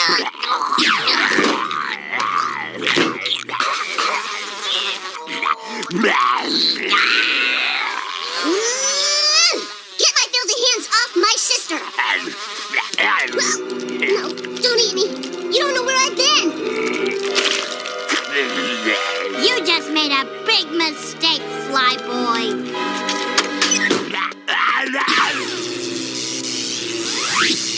Hey, it worked! Well, we were lucky this time. But it's all too clear that some things in this universe aren't meant to be trifled with. Homer, what are you doing? Something I should have done a long time ago. I'll teach you to mess with my machine! I'm gonna chop you good! That cost me 35 cents! Just making it worse. I promise I won't hurt you. So yes, amplifying Homer's rage in the Halloween episode. You mentioned how they kind of speeded the finale here, and that reminds me that even in a standard 21, 22-minute episode of The Simpsons, it always impressed me that it would have a full beginning, middle, and end, self-contained in that period of time, with frequently like B and C stories going on. And then you take these Treehouse episodes, and yes, they have to speed along, but the fact that they have to like establish all this, get their jokes in, and get out 3 times in like a little over 20 minutes is nuts to me. And they also kill a minute with that intro with the censor, too. Yeah. Yeah. When they're having to make all these cuts, I'm kind of surprised they kept the censor thing. Though I mean, it's very funny and a great opening gag that also is very much of the time. And Lisa knocks the fly into the portal with the microwave door. It's very cute. It's cute, yeah. And it's a great. It's actually a really good action movie moment of you think Bart is dead because he just got eaten, but by being inside of the fly, they are now back together again, which can let them reset in a new teleportation. It's clever. It's really smart, and how they set up Homer's teleporter in the background in the kitchen too. Right. That's right. Yeah. And it's also Homer obviously is being murderous with his axe at Bart, but Marge is so blasé too about it that it also she's just as humorously guilty of child abuse here. Yeah, but I mean he's all bark no bite. Yeah. When it comes time, he won't be chopping anything. He says he's not going to hurt him. And I believe him. Homer. The next segment is Easy Bake Coven. I like it, but it's just a collection of witch jokes. Sort of like how Bart Simpson's Dracula is just a bunch of Dracula jokes or vampire jokes. Or Dial Z for Zombie. Yeah. It's just a bunch of zombie It's like jokes. just a pastiche of different kinds of jokes about one subject. It's fine. I like the twist that I did not see coming upon my first viewing of this. Oh, me too. Yeah, I do like that. I mean, it starts sort of as a Crucible parody. Yeah. But it really forgets that after about a minute. Like, the Crucible is always popular, but I think there had just been a recent remake of the Crucible back then. I believe 96. Yeah, with Daniel Day-Lewis in it, I believe. I know Winona Ryder was in it. Yeah. But there was a terrible remake of the Crucible. Sorry, there was a terrible remake of The Scarlet Letter around the same time with Demi Moore. Yes, famously awful. Don't watch it. Just listen to podcasts about it. You'll love it. Isn't there a character in this that is wearing a Scarlet Letter? Yep, in the that's background? Edna Krabappel. Mm-hmm. That's right, yeah. And the A stands for awesome. Adultery. Yeah, I remember that Scarlet Letter remake that it got a lot of flack because they like added nude scenes to it or whatever for Demi Moore, I believe, and that they're like, we gotta sex up this Nathaniel Hawthorne here. It can't just all be about like perdicitude. To open on a witch burning is a great just start to it, and I really do love all the character designs to be made to colonial era. Like they all work. Especially, I love the constable kind of outfits for Wiggum and the other and his Eddie and Lou. There's a good Marge hair cover bit too, with just the giant white thing on her hair. Yeah, that's yeah. I do love that she still can have giant hair back then. And so we get to the opening here of a witch burning. You are all hereby found guilty of the crime of witchcraft. I sentence you hags to be burned at the stake until you are deemed fit to re-enter society. Fire it up, boys.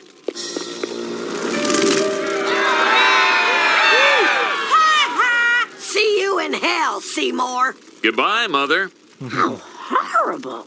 If they're really witches, why don't they use their powers to escape? It sounds like witch talk to me, Lisa. Never mind. Well, that's 75 witches we've processed. That ought to show God whose side we're on, eh, Pastor? Yes, Nedwin, but we have many more strumpets to incinerate. One of the funniest things to me is that in this case, witch burnings are not a metaphor in this. It's like, no, the witches are real. There are witches here. Yeah, it's weird when, I'm not saying The Simpsons is doing this because it's a comedy, of course, but it's weird when they do historical things about witch burnings in a fictional way where it's like, no, witches are real. So you're saying, oh, so all the women that were tortured historically were tortured for a reason then? Is that what you're saying? I know they're not saying this, but it's it's a weird baggage because this really happened. It was just a way of controlling women. That kind of reminds me of how there's so many really cool action and horror films, but part of it is that like therapy in them has to be treated as like, or psychiatry has to be treated as evil or phony because like Sarah Connor tells people, no, the world's gonna end. I met a giant robot. And it was like, cuckoo, cuckoo. But she's correct. So if someone tells you that on a bus, you follow them. You believe them. Yeah. Yeah, and then we're always rooting for, like, she puts the thing of bleach into the guy's neck. It's like, yeah, fucking kill him. We're finally going to teach this guy. Yeah. And that guy is Earl Bowen, the voice of Ghost Pirate LeChuck. Oh, my Monkey God. Island That's series. right. He's just thought you should know that, by the way. But so we leave the burning. I like to how satisfied Skinner is with killing his mother. Goodbye, mother. Goodbye. Yeah, there's a lot of constantly trying to sell out Lisa in this segment as being a witch. Like This Homer does Homer it twice, Bart does it once. This Homer wants to kill Lisa, and Bart only just learned from Homer to blame Lisa as well. And I mean, this is the date. Lisa would have been burned by a witch by the time she was 16 anyway, because she questioned society too much. So that's witch burning material right there. And in case if you were wondering, the title of Goody, as in Goody Flanders, and my favorite Goody Bad Wife, Goody was a title given to usually elderly women of humble station, according to the dictionary. Oh, yes. Okay, I did not know that. Yeah, as we find out as they try to name some more people, Homer is very excited to name somebody, but is too stupid to name anybody but the most chaste of all the women in town. Like nobody's biting at Goody Flanders. But then Marge accidentally makes herself the enemy. I accuse Goody Badwife. We killed her on Sunday. Well, there must be someone here we can accuse. Lisa Simpson. Bart, quit it! She put a spell on me. Must drop pantaloons. Let's come to our senses, everyone. This witch hunt is turning into a circus. She's the witch. Yeah, she's the witch. I was just about to accuse her. This is crazy. I'm not a witch. Then how come your laundry is always much whiter than mine? Oh, I've heard enough. Burn her! People, let us not turn into an angry mob.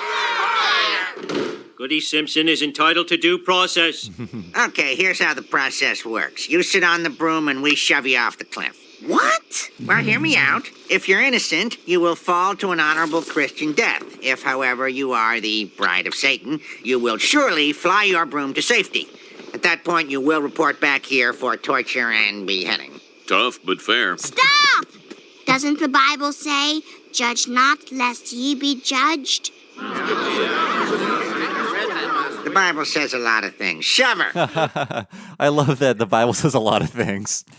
I like how Mo is so chomping at the bit to burn someone. He's like, "Oh, I've heard enough. Let's do it." Yeah, he's just bloodthirsty. I'm pretty sure that's regular Mo too. Yeah. He's usually at the front of a Springfield mob. When they're talking about who to accuse in the courtroom or whatever, there's a great just drawing of Wiggum looking extra huge and super self-satisfied. Like his hand is on his stomach and he's just leaning back. Patting yeah, it too. He's like, we go. it's like he just ate a full meal or something. And I also this was the time I really caught the Mel is there, and that Sideshow Mel still has a bone in his hair, Through even his in colonial time. pilgrim hat or whatever that is. That he buckles his hat over the bone in his hair.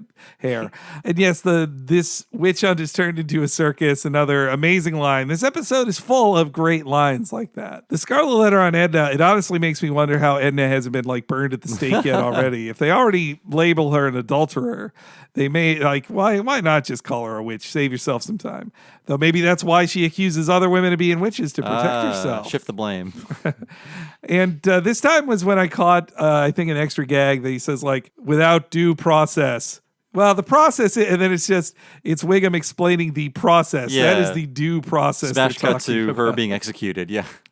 And I think many people's reaction when they're told the Bible contradicts something is the Bible says a lot of things. I wish more people would just say that and be honest with themselves. I don't have an answer for this. I don't care. I like Skinner convincing himself that this was a fair proposal about shoving her off the cliff. He's like, yeah, it's tough, but it's fair. When you're that deep into it, you got to convince yourself that's tough. And I do feel pretty bad. There's a slight moment of boy, I feel real bad for these children watching their mother murdered. That's pretty dark.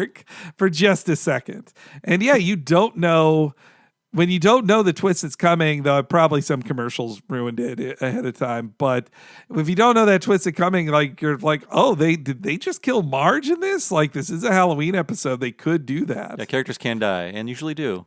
But Marge is safe and scary. Okay, now, let's not jump to conclusions, everyone. Well, I'll be a son of a witch. That's right. I'm a witch. And I'm the one who withered your livestock, soured your sheep's milk, and made your shirts itchy. Hey, you destroyed my turnip crop. No, that was gophers. Impossible. We burned all the gophers. Not all of them. Ow, ow, ow, ow! And this is for pushing me off the cliff. Whoa, whoa, whoa! All right, people, nothing to see here. The show's over, all right? Move along. As for the rest of you...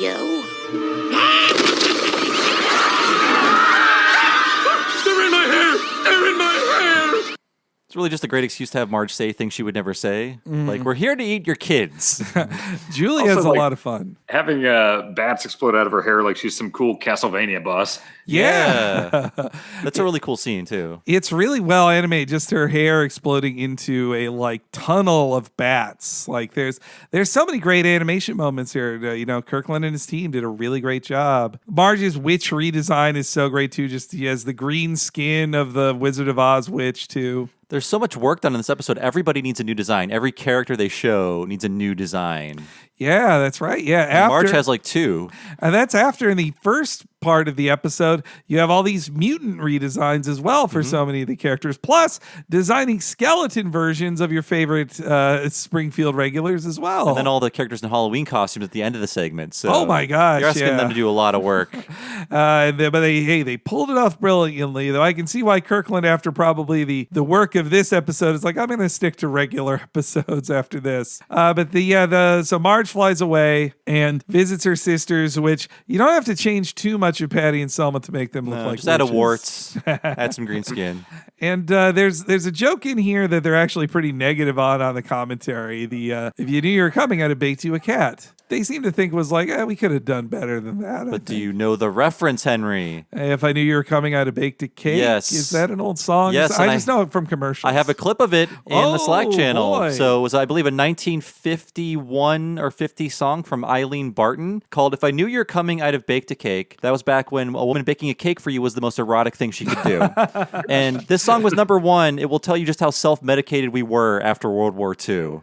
If I Get to it. I knew you were coming, I'd have baked a cake, baked a cake, baked a cake. If I knew you were coming, I'd have baked a cake. How'd you do, how'd you do, how'd you do? Had you dropped me a letter? Okay. I can listen to that with my best gal. It's funny because I knew this song from a girl's toy, like the microbake. Oh, It was yeah. in my microbake. That's And it's funny right. because the title of this episode is Easy Bake Coven, based on the Easy Bake Oven, another thing where you bake the thing with light bulbs. It didn't taste very good. Okay, that's even funnier, Yeah. the baked a cat thing. I've never heard that original. I've only heard it in commercials or references and other stuff. Yep, that was the first time I heard it, just looking it up for this episode. So I like the hut you do, hut you do, hut you do. That's a cute nonsense word. it's very playful. Let's hear what Marge's sisters are like in witch form. This needs more Eye of Newt. You always want more Eye of Newt. If it were up to you, the brew would be nothing but newt eyes. Well, look who's here. If I knew you were coming, I'd have baked a cat. What a day. They found out I was a witch, so I had to leave my family. Really? So you finally left Durwood. His name is Homer. Oh, Nettie, look at them up there plotting our doom. They could force us to commit wanton acts of carnality. Yeah, that'll be the day. What's that, Ned? We shouldn't fear the witches, Maud. We're both 35. We've already gone way past our life expectancy. But think of the children. I've heard that witches come to your house and take your children away to eat them. Eat their children. Jeez, we were just gonna swipe their shoes. But a good idea is a good idea. I like that Goody Flanders gives her the idea to eat the children. Yes, yeah. And also they give her Helen Lovejoy's catchphase. Sorry, Dan. Oh, yeah.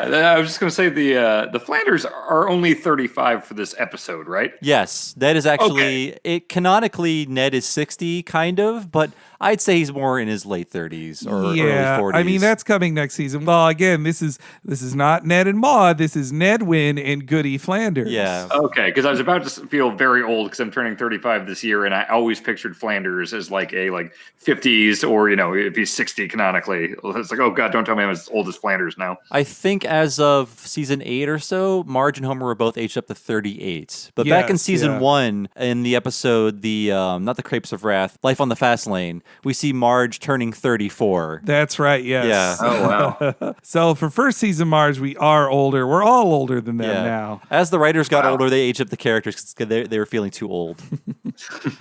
They tried to create some distance there. But yeah, I also like that this Nedwin really wishes he was getting some acts of carnality with Maud. The Flanders got less horny over time. This Flanders, that'll be the day. I think the amount of sex that current day Ned has would be quite enough for a chaste Nedwin, but back then it's not enough, I think. And that they have the same number of kids too. Yeah. They just fly off to greet them. Also, the joke about Durwood versus Homer, like even as witches, they still hate Homer. I like that a lot. Durwood's a great name. For a second I thought his name was Durwood in this one, and then she corrects her. So they head into town. They're going to kidnap the Flanders kids, and they just after laughing off of a crucifix, like, come on.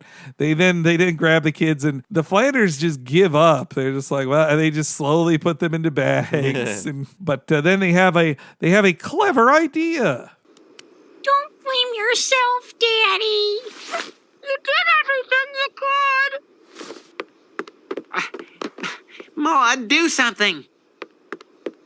Oh, well, excuse me. Are you sure you ladies wouldn't prefer some gingerbread children instead? They're boneless. Bye,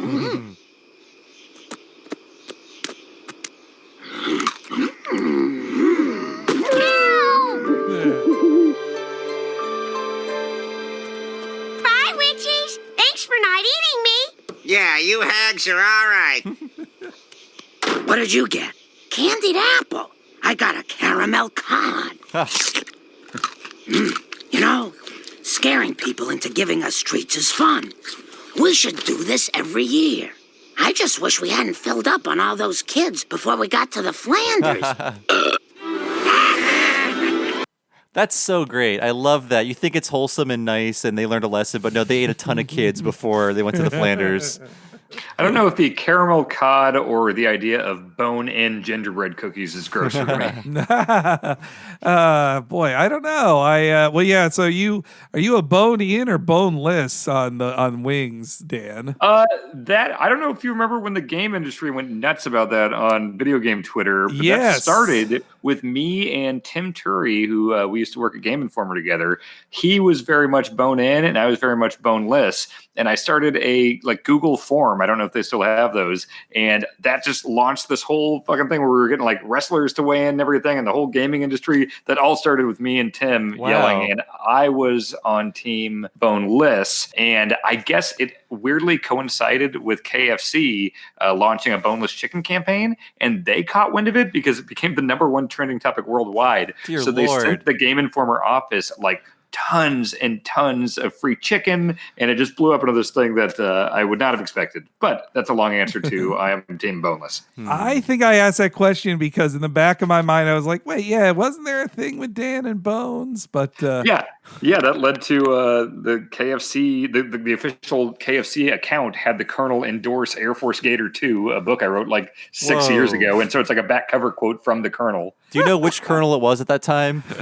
I think this might have been between Don Johnson and Norm Macdonald. I'm not sure. Not Randy Quaid. No, not Randy Quaid. Oh man, that's one of 5 accidental brand interactions you've had on Twitter. Oh, it's a lot. I think I peaked with getting married at the Taco Bell. I think that was when it was all right. I don't think there's any moving past. That's a good one to go out on, Yeah, I'm retired. Yeah. I'm team boneless. I mean, it's laziness for me. I'm just I just want that chicken meat. We're both great.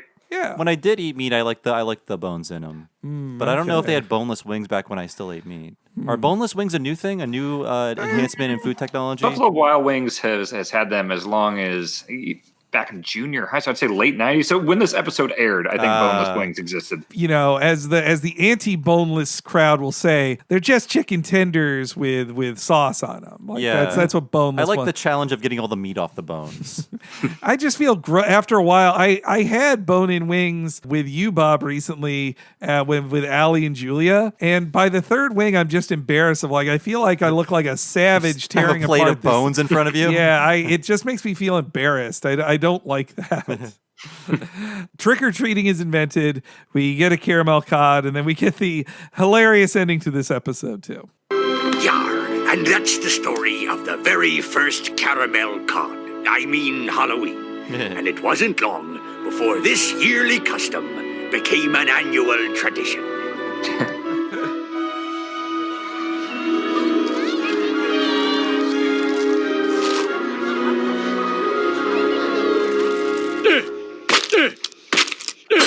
Come on, give us some candy.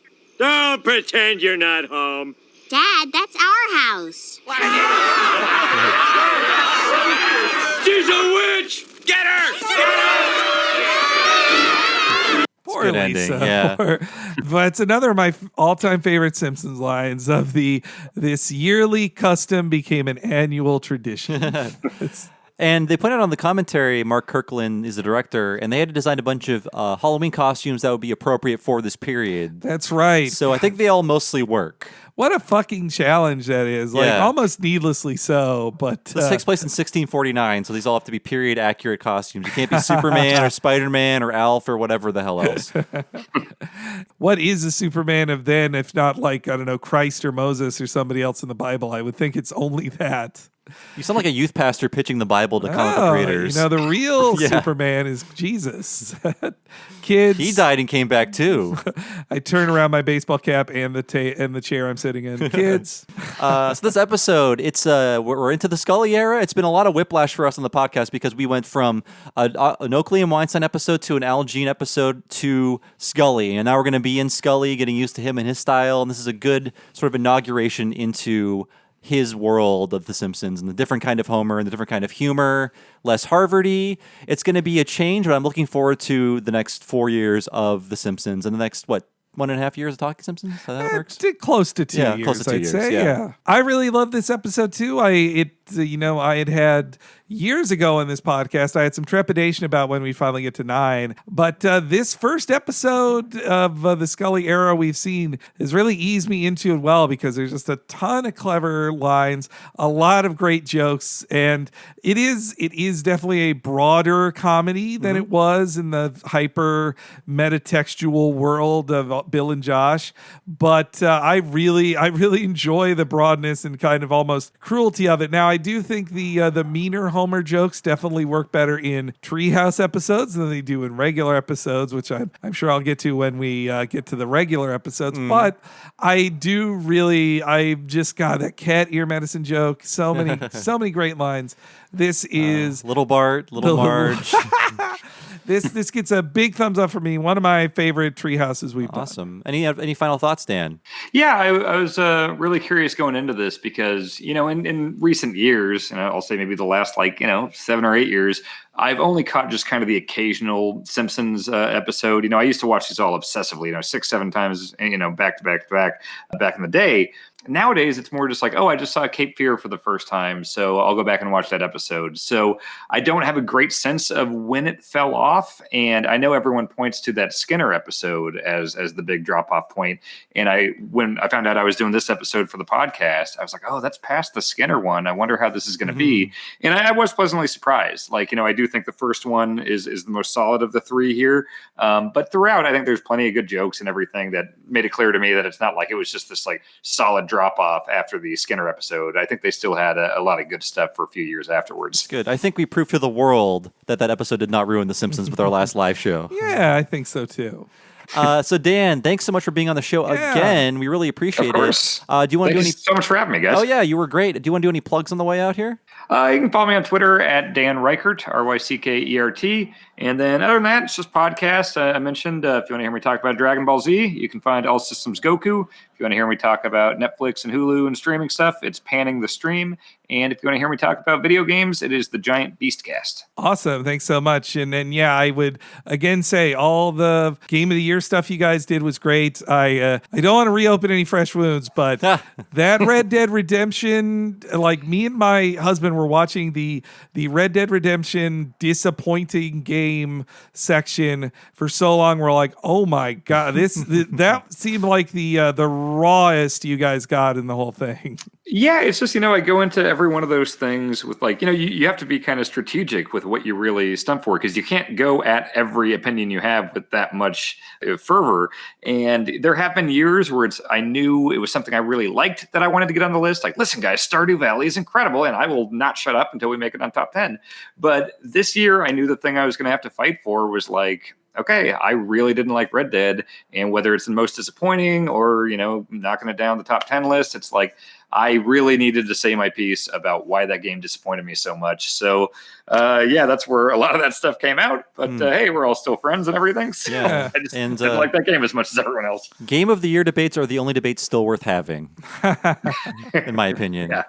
Well, thanks a lot, Dan. Of course, anytime. So thanks again to Dan Ryckert for everything. Again, check him out. All of his stuff is so great. All of his podcasts, Giant Bomb, we're big fans of them and him here. So yes, thanks again, Dan. But as for us, we are part of the Talking Simpsons Network. All the shows that you hear from us are part of the Talking Simpsons Network. And if you go to patreon.com/TalkingSimpsons and subscribe at the $5 level, you'll get every episode of this podcast 1 week ahead of time and ad-free. And the same goes for our sister podcast, What a Cartoon. We also have on the Patreon dozens of bonus podcasts, including exclusive series like Talking Futurama and Talking Critic, and the upcoming Talking of the Hill, where we'll go through the entire first season of King of the Hill with this podcast treatment. And it's only going to be on the Patreon at the $5 level. And there's interviews. There's so many bonus episodes that you haven't heard because we've been doing this on the Patreon for 18 months. So if you like our voices and you like our podcast, for $5 a month, you'll get all of that right now and everything in the future if you stay subscribed at the $5 level at patreon.com/TalkingSimpsons. And Henry, we have a newer $10 level with a new podcast for listeners, and they're very long and very good.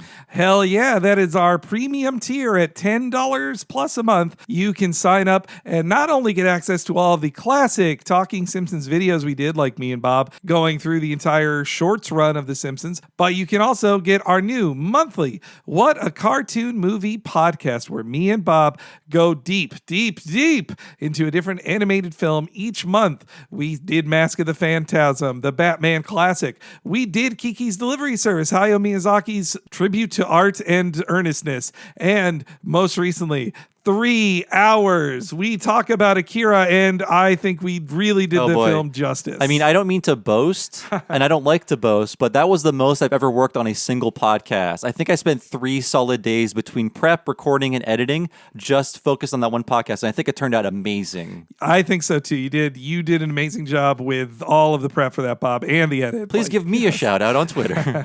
No, it was a group effort, but boy, I really love doing the movie podcast, and yes, at $10, at the $10 level, you can find that and the previous episodes that we've done, and every future episode is going to be a blast. And patrons can vote on which movies that we do if they're on the $5 level or above. And again, that is patreon.com/TalkingSimpsons. Any amount that you can subscribe at is appreciated. As for me, I have been one of your hosts, Bob Mackey. Find me on Twitter as Bob Servo. I have another podcast. It's a classic gaming podcast known as Retronauts. Maybe you've heard of it. It's been happening since 2006, for crying out loud. If you go to retronauts.com or look for Retronauts in your podcast machine, you'll find it. Please subscribe, download an episode, and see if you like it. I think you will. Henry, how about you?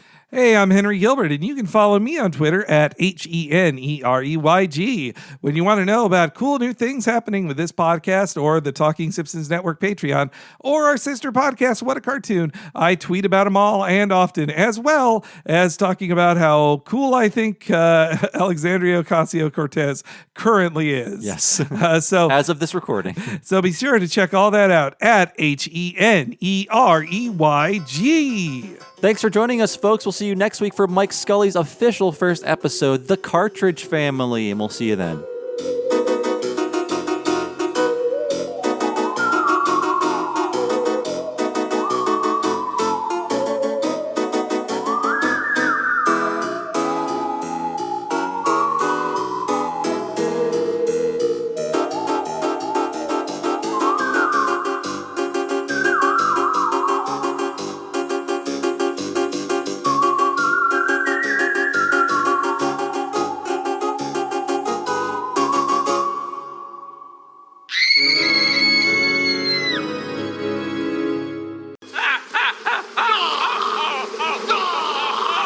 Oh, Spade, why did you put Farley in charge of the bees?